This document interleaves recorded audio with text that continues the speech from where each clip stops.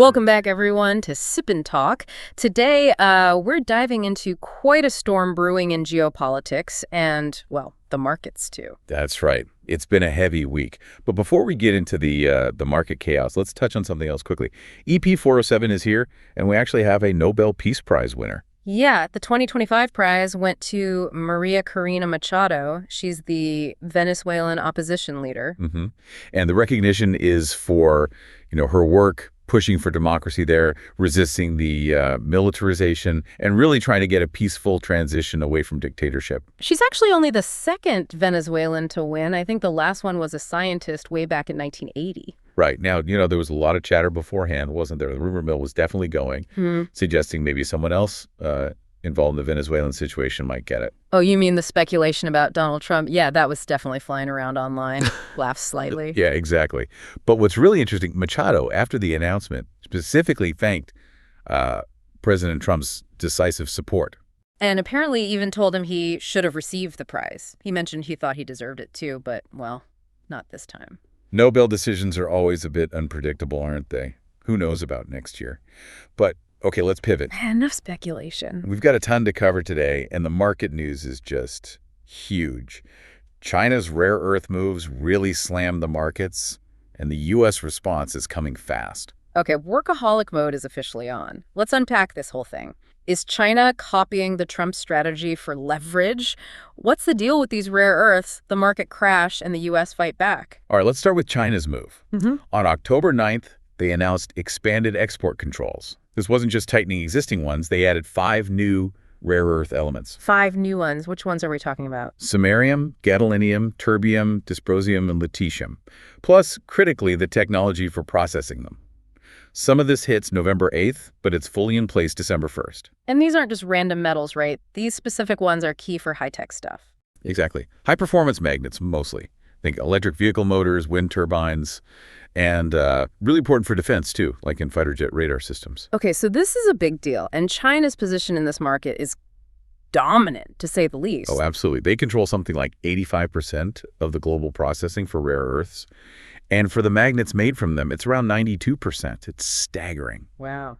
So this move, it's clearly an escalation. It follows those earlier controls back in April, right, after the U.S. Liberation Day tariffs. Precisely. This is aimed right at the heart of advanced technology supply chains. It's a serious strategic shot across the bow. And the market reaction, it was immediate, wasn't it? October 10th, Ugly Friday. Ugly Friday's right. You can almost feel the panic. S&P 500 down 2.7%. The NASDAQ got hit even harder. Between 2.7% and 3.5%. That's a worst day for both since April 10th. And the Dow Jones? Plummeted, down almost 900 points, about 1.9%. Just a sea of red. Which sectors got hit the hardest? I'm guessing tech and green energy. You got it. Big tech, especially chip companies like NVIDIA, AMD, they saw big losses. Green energy too, Tesla, Vestas, the wind power company, both dropped quite a bit. And the VIX, the fear index, it must have spiked. Oh yeah, shot up 5 points, trading around 21. That signals serious nervousness. Investors are definitely running for cover. Running for cover meaning bonds, gold. Exactly. A huge rush into perceived safety. 10-year Treasury yields dropped 8 to 11 basis points. That means people were piling into bonds. And yeah, gold, silver, even the Japanese yen and Swiss franc got a boost. Classic flight to safety move. And predictably, this immediately prompted a response from Trump, via Truth Social, of course. Yeah, I saw that. He didn't exactly mince words, did he? Threatened a massive increase in tariffs. Massive is the word he used, citing China's hostile export controls. And the specific threat, an additional 100% tariff on all Chinese imports starting November 1st. An additional 100% on top of the existing, 40% effective rate already in place? On top of the existing 40%. So yeah, a potential 140% effective rate. It's astronomical. And wasn't there something else, too, about software? Right. Concurrently, he announced the U.S. would slap export controls on any and all critical software going to China. It feels like an all-out economic conflict signal. And he even questioned meeting Xi Jinping at the APEC summit in South Korea. Yep. Said there was no reason to do so, really dialing up the pressure before that meeting. Okay, so let's unpack the strategy here. Is this China basically saying, okay, you use tariffs, we use rare earths. Are they just borrowing that Trump playbook tactic? That's certainly how a lot of analysts are seeing it. A resounding yes. They're using their unique weapon, that near monopoly on rare earths, as leverage right before this major summit. It feels very much like an eye for an eye situation, economically speaking. It does. If the U.S. targets Chinese goods, China targets the inputs America needs for its own strategic industries, high-tech, green energy, defense. So what's the end game for Beijing here? What concessions are they actually hoping to get by, shaking up the U.S. market like this? It probably works on a few levels. Short-term, bargaining chips. Maybe get the U.S. to back off on some tariffs, ease up on semiconductor restrictions, perhaps get a better deal on the TikTok situation, extend that agreement. Makes sense. But there's probably a longer game too, right? Domestic stuff. Absolutely. It fits into their broader national security goals, their whole dual circulation strategy. Controlling these critical exports helps protect their own growing industries, especially EVs and batteries. And it shields them a bit from what they see as U.S. long-arm jurisdiction.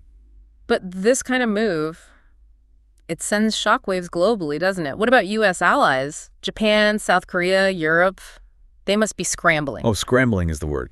Take Japan, they get like 90% of their high-performance magnets from China. They're now desperately trying to diversify, investing in places like Australia, signing deals with Vietnam. And the EU, their whole green transition relies heavily on this stuff, right? Wind turbines, EVs. Exactly. This directly threatens their climate goals. Costs for things like wind power are going to jump out. Siemens stock already fell 7%.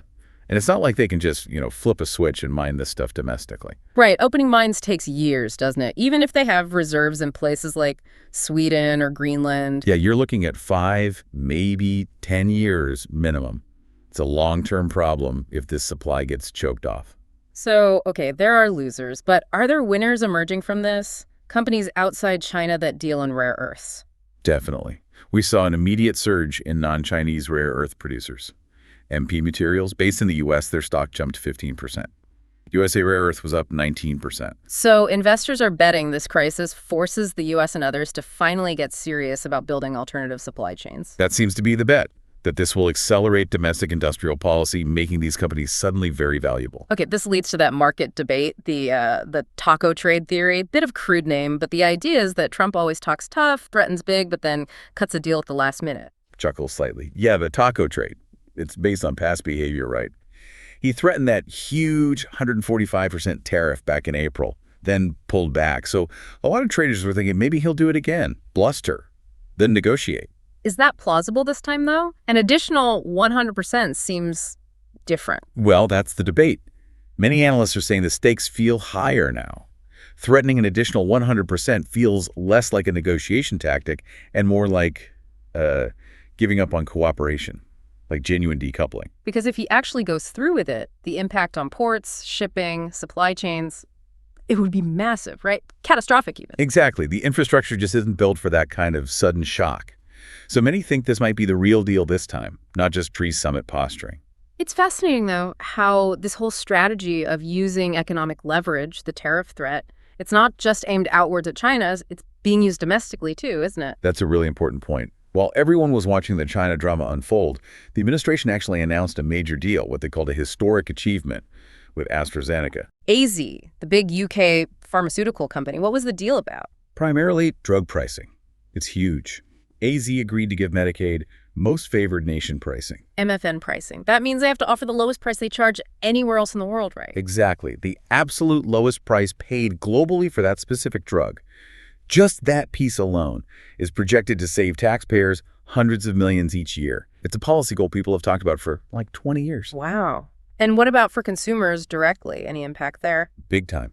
The deal promised major discounts, averaging something like a 654% reduction on certain high-cost drugs, things like specific inhalers, diabetes meds. 654% reduction? That sounds almost unbelievable. How? And they're launching a new platform, TrumpRx.gov, for more transparency. The idea is direct-to-consumer access, cutting out some middlemen to bring prices down. Okay, price cuts are one thing. Was there anything else in the deal? Like investment, jobs? Oh yeah, reshoring was a big part of it. AZ committed to investing $50 billion in the U.S. over 5 years, R&D, manufacturing. That includes a brand new $4.5 billion plant planned for Charlottesville, Virginia. Creating jobs, too. Supposedly 3,600 jobs with that new plant. So it's tangible investment alongside the price cuts. And here's the kicker, right? How did they get AZ to agree to this, especially the MFM pricing, which pharma has resisted for so long? Leverage. Yes. Splitly, negotiators involved said the threat of tariffs was the extraordinary leverage needed. It brought AZ to the table, just like it apparently did with Pfizer earlier. So the same tool being used against China is being used against major corporations to achieve these domestic policy wins. Precisely. And to sweeten the deal for AZ, they got a temporary 3-year exemption from tariffs to help them move remaining manufacturing back to the U.S. So you see the carrot and the stick? Yeah. The economic weapon is versatile? So stepping back, the big picture here seems to be that using these economic tools, tariffs, export bans, controlling key resources, it's actually forcing massive rapid changes, both globally and right here at home. Yeah, that's the aha moment, maybe. We're seeing these huge geopolitical chess moves with China, causing incredible market volatility. And at the same time, that same pressure is achieving policy goals like lower drug prices and reshoring. That seemed impossible just a few years ago. It's the sheer volatility and the speed of it all. Two economic giants really going at it with these powerful tools. Absolutely. And it leaves you wondering, doesn't it? You see allies like Japan scrambling to find new suppliers, decoupling from China out of necessity. Right. So the critical question maybe is, will this intense U.S.-China conflict, this sort of trade war 2.0, force everyone else, like historically neutral countries or nations heavily reliant on global trade, maybe Germany, or nations in Africa? Will they be forced to give up on globalized supply chains, to pursue their own probably really expensive domestic industrial policies just for self-sufficiency because the global system feels so unstable? Exactly.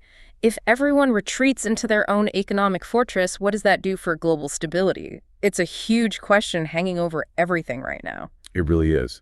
And our aim here, as always, is just to lay out what's happening objectively so you can think through these massive shifts yourself. Absolutely. No easy answers, but important to understand the dynamics. We definitely encourage you to keep thinking critically about all this. For sure. All right, that's about all the time we have for today. Please make sure you subscribe to Sip and Talk wherever you listen. And hey, check out our friend Micky's YouTube channel too, Micky to Life. Huh? Lots of fun stuff there. Memes, music, wine tasting, travel, a good escape. Definitely check it out. Thanks for tuning in, everyone. See you next time. Bye now.